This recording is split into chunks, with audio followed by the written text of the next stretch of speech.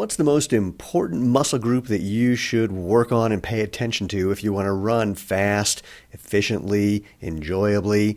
Well, let's find out on today's episode of The Movement, the podcast for people who want to know the truth about what it takes to have a happy, healthy, strong body, starting with the feet first, because those things are your foundation, where we break down the propaganda, the mythology, and sometimes the outright lies that you've been told about what it takes to run, to walk, to hike, to dance, to play, to lift, to do whatever it is that you like to do enjoyably and healthily and efficiently. I'm Steven Sashen, the CEO of XeroShoes.com, your host for the Movement podcast, and we call it the Movement because we here at Xero Shoes are creating a movement, trying to make natural movement the obvious, better, healthy choice, the way natural food currently is. And this is something that we don't do alone, we do with you. We are creating this movement together. So thank you for being part of this. And if you want to help, you know what to do. Just, share and like and review and all those things. Go to jointhemovementmovement.com, jointhemovementmovement.com. You can find out all the ways you can interact with the podcast, find previous episodes, etc., etc. So if you want to be part of the tribe, please subscribe. Okay, let's jump in. This is going to be a kind of quickie, and given that Thanksgiving is upon us, you're going to really like the answer to what is the most important muscle group you can be working on to run, to walk, to hike, etc., etc.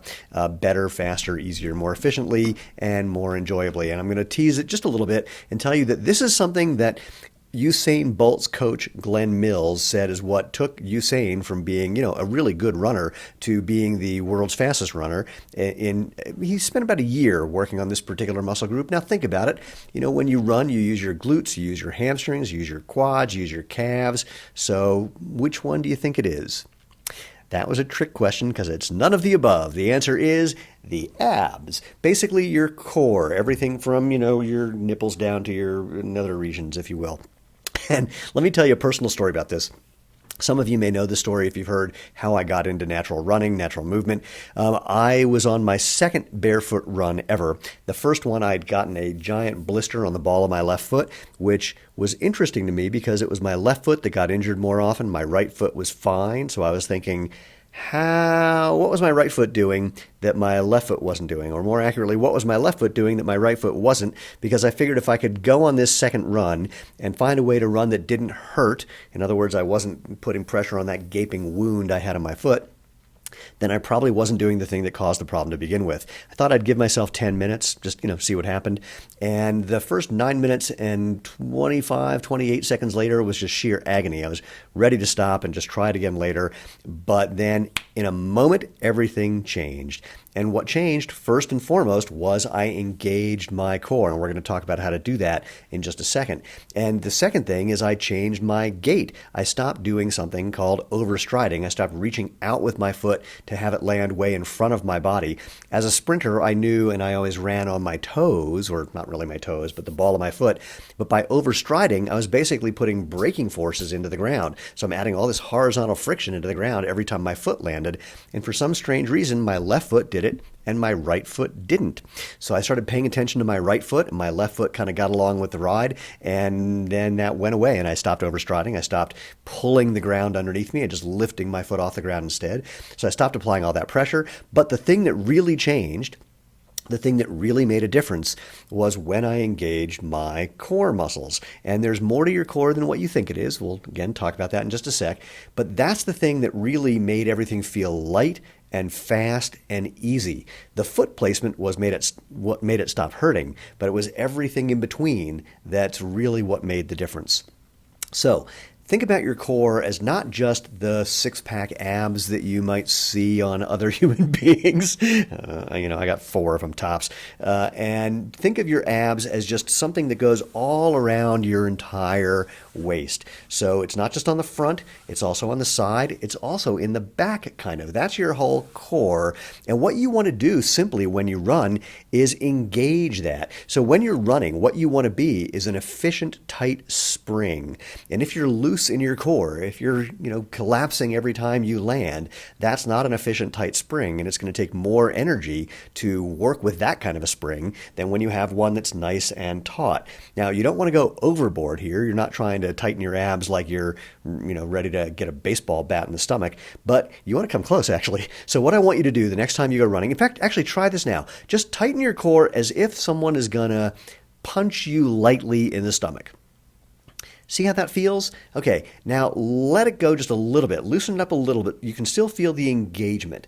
That's the thing you want to do when you're running next. Try to really tighten it up so you can feel what that does, and then loosen it up just enough so that you know it's still engaged, but you're not putting in all that effort and all that extra tension, because frankly, you want to breathe into your stomach. When you breathe, you don't want it to be up in your chest. You want to engage your diaphragm, which means your diaphragm moves down, which means you're breathing fully into your abdomen, as it were. You're actually just breathing into your lungs, but your abdomen is extending because your diaphragm is pushing down on all of the contents. And again, backing up to Thanksgiving, you'll have extra contents. So you might want to try this, day after Thanksgiving, day or two after Thanksgiving. Suffice it to say, this is thing one, kind of tighten things up. Now, the other thing to do, I'm trying to think of, I don't even know how to describe this.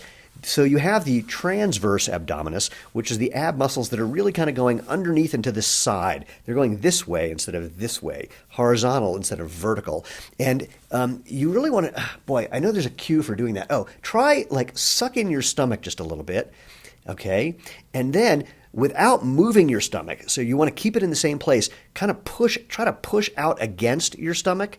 So you're doing an isometric contraction, you're tightening, you're sucking it in a little, and then try to push out without moving it. And what'll happen, because you're not moving, is you should feel the side muscles, those transverse abdominis kicking in, and you want to focus on those as well too. So when you tighten up everything, just think about kind of sucking it in a little, like you're bracing for an impact, and then pushing out a little bit so that tightens up. You might even feel, and you should even feel that in your lower back as well. So you're getting this corset effect that's holding your entire torso in place, and that's what you want to focus on as you run to make a nice tight spring. Again, don't go overboard. You want to still be able to breathe, but you want to feel that engagement and see what that does to your running. Check it out. See what it does. This is going to be a fast Thanksgiving podcast, so I just want to hear your comments, what you discover when you engage your abs. Now, if you want to, I'm going to add one other thing before we call it a day. If you want to do some other exercises to really feel what it's like to engage your abs, the classic exercise is the plank. Now, there's a lot of different ways of doing planks. The simplest, if you're not really used to this at all, is just get down like you're going to do a push-up. So your hands on the ground, your feet on the ground, your toes underneath. You know what a push-up looks like. I don't need to explain that. And then make sure you got a nice flat back, and then tighten up your abs and squeeze your butt together too. Squeeze your butt together. That sounds really wrong for reasons I can't even describe, but you get the idea. Squeeze your butt, squeeze your abs, but again, tighten everything and make sure you're nice and flat. You might want to get someone to take a picture of you doing this, because most people, when they hear flat, their butts are still up in the air pretty much. So just take a look and see what that looks like. Then if you're more advanced than that, instead of being on your hands, you can get on your elbows, put your elbows under your shoulders. If you want an even more advanced plank, move your elbows about 6 inches in front of your shoulders. And then again, really tighten up everything from your nipples down to your nether regions. I have never used the word nether regions before, by the way, and I think you know what I'm talking about. And then you can also do side planks. So this is where you're just literally perpendicular. You're facing the wall, and you're totally facing the wall. You've got one elbow on the ground or one hand on the ground, depending on how strong you are, and your feet stacked one on top of each other. And just, again, make sure someone takes a picture so you can see that you're a nice straight line as you do planks on both sides. Now, the idea really in doing a plank is not that you're going to get a whole lot stronger by doing them for running. It can help, but the real reason for doing it in this situation is just to feel what it's like to engage all those muscles around this core set, your core set. And I hadn't thought of that before. That's a good one. Use core set from now on. Core set. So you want to just feel what it's like to engage those muscles, and then when you go out for a run, try it. Engage them. See what changes in your running, and then loosen it up a little bit so you're not, too tense, and see how that works. All right, That's the lesson, if you will, for the day. I really, really want to hear what you discover. As always, thank you for being part of the movement and helping people understand that natural movement is the better, obvious, healthy choice the way natural food currently is. If you want to be part of the tribe, please subscribe. Go to www.jointhemovementmovement.com to find out all the ways you can interact with the podcast, find the previous episodes, find out where you can like it and share it. And if you're on YouTube, hit the bell so you hear about upcoming episodes, which typically happen once a week, and subscribe and share and review and all those things you know how to do with podcasts that you enjoy. If you have any questions, feel free to drop me an email, move@jointhemovementmovement.com.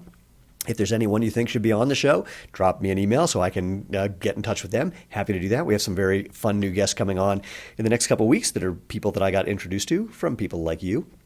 And let's see, what else can I say? That kind of covers it for now. So I hope you're having a great Thanksgiving. I know this is plus or minus Thanksgiving, depending on when you're listening to this.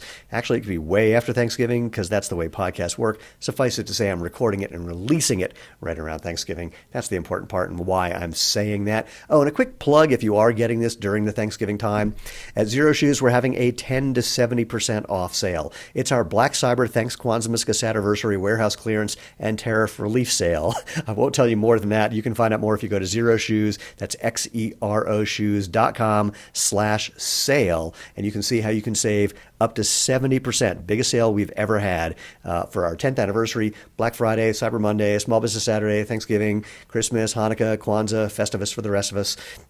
Warehouse clearance, we need to make room for new stuff. And tariff relief sale, we paid a lot of money in tariffs that we didn't expect to have to pay, and we might have to pay more. So we're trying to bring in the cash to be able to handle that so we don't have to pass on all of the increases in prices to you. Well, I guess I just explained most of it, but still, go to xeroshoes.com/sale to find out all the details. Anyway, that's it for now. Have a wonderful, wonderful time. Have a good day. Have a great run. Let me hear how it goes. And of course, live life feet first.